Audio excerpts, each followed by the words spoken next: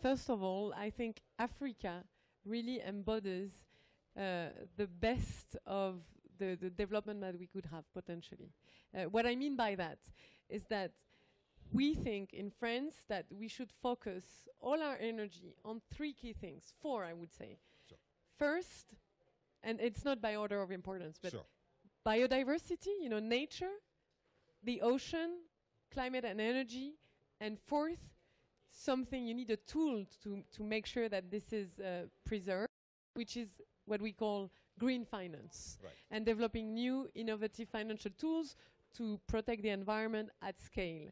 That's what we're working on. That's the priority. And in Africa, you know, with such a young population, a rich, you know, biodiversity, with such a potential for like solar energy, we feel that we need to focus a lot of our energy on Africa.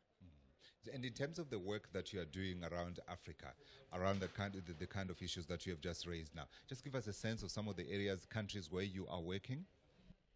So perhaps let me take a step back and just tell you a bit more about how we work. So when I say we, I mean President Macron, France, all the partners. The World Bank is a key partner of an initiative that was launched by President Macron called the One Planet Summit. It was launched when President Trump decided to leave the Paris Agreement. Sure. So we were on the verge of like a global disaster almost, I would say, Sure. with such an important country deciding to leave the Paris Agreement. Yeah. So what we decided to do, together with the World Bank, with Bloomberg Philanthropies, but also the French government, the UN, what we decided is that we needed to focus on action. Right. Because focusing on action, on concrete projects, was actually the best way of making the Paris Agreement irreversible. Yeah. If you start implementing it, then you cannot just leave it. Absolutely. So that was the focus. So how do we go about implementing the Paris Agreement? Yeah. Well, we wanted to actually move beyond having, you know, lots of global conferences, important ones, but where, you know, you make a lot of nice speeches, but few things happen actually on the ground. So the idea behind the One Planet Summit is that you have a host of partners, such as, for example, private companies, NGOs, citizens, countries who actually come together and commit on concrete projects, such as, for example, fighting land degradation, such as, for example, fighting plastic pollution in the ocean. And so the idea is to bring them together around three key areas: forest, biodiversity, the ocean, and climate, and find the tools to protect that. Find the tools by innovative financial mechanisms, for example. So let's talk about one of your big focuses. Why? And sorry, biodiversity. I want to understand why biodiversity. Well, for quite an obvious reasons, you know, we need nature. Human beings need nature. If we don't preserve it, well, we're simply going to be wiped out of, you know, the planet. It's a bit sad, but we need nature because it provides what we call ecosystem services. But we also need nature just simply because it's part of who we are as human beings. So, you know, it's part of it's a bond that is embodied by love. And I think for these two key reasons, you know, nature as an infrastructure and nature as something we want to cherish, and that is part of our human identity, we decided to focus on biodiversity. But how? Several things. We are launching a call for action on forests in Africa. What we want is to bring together different stakeholders to focus on, first, finding the priority areas where we need to focus. You know, where are the key areas where we need to put all our energy to make sure that we preserve the forest before it's too late.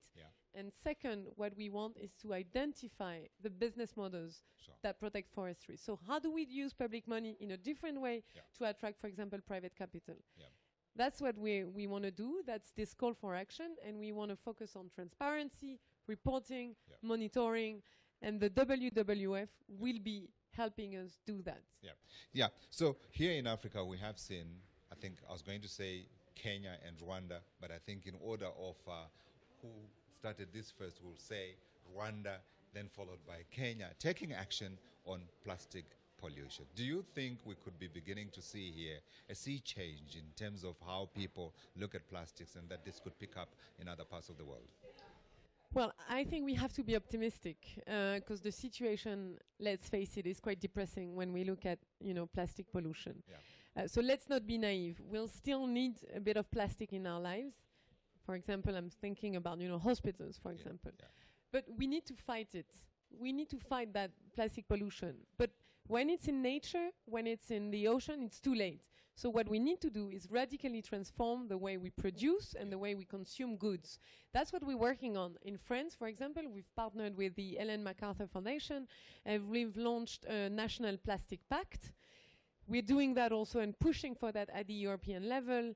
And I'm hoping to be actually announcing, to be in a position to announce also ambitious initiatives as part of the G7 initiative, because France is hosting the G7 in France this year. Yes, he mentioned that. And so we want to make plastic pollution a key area of focus of the G7. Last but not least, I wanted to ask you, in terms of involving young people in the action against climate change, what do you think should be done? Well, they're already doing a lot. I think they need. I think they need to do more. They're pushing us. They're pushing governments. For example, in Europe now, a lot of students are going on strike to push and ask for more action from their governments, and I think it's a great thing. I think we need a new project for society. We need, and then this is a new political project that can bring young people on board. That is really, that can be potentially very optimistic, where we change the way we live, we change the way we go about viewing and approaching the world. And I think that's a great thing. They're also doing a lot of things already, concretely, everywhere. A lot of actions that what we need to do now is to make sure that we respond to their call for action, for more action and more ambition.